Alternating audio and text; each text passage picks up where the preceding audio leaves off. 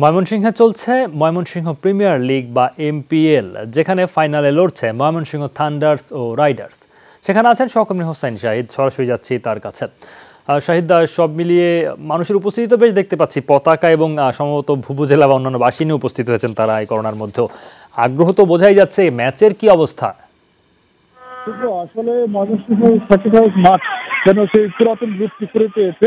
আপনি যেটা বলছেন যে দর্শকদের যে উপস্থিতি, বিশেষ করে নারী দর্শকদের কিন্তু ভালো উপস্থিতি আমরা এখানে দেখতে পাচ্ছি। আর খেলার এই মুহূর্তে যে ময়মনসিংহ থান্ডার্স যে স্কোর করেছিল 116 রান, তো ময়মনসিংহ রাইডার্স এই খেলায় যারা এখন খেলছেন এবং তারা 12 ওভার 2 বলে 83 রান করেছেন, 2টি উইকেট হারিয়েছেন ময়মনসিংহ রাইডার্স।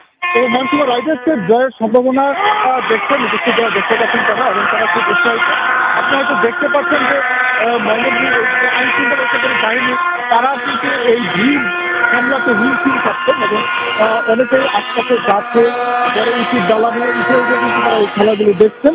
এবং দর্শকদের যদি বলছেন যে এই ধরনের একটা আয়োজন দীর্ঘদিন পর ময়মনসিংহ হয়েছে, তবে দর্শকদের জন্য পর্যাপ্ত গ্যালারি বা প্রোগ্রামের ব্যবস্থা রাখা হয়নি। তবে আয়োজকরা যদি বলছেন যে এরকম উপস্থিতি হবে ময়মনসিংহ বিভিন্ন উপজেলা থেকে, এমনকি ময়মনসিংহ বিভাগের বিভিন্ন জেলা থেকে, নেত্রকোনা, জামালপুর, শেরপুর, সেখান থেকে কিন্তু দর্শকরা এই মাঠে আসতে এসেছেন এবং তারা খেলা উপভোগ করছেন।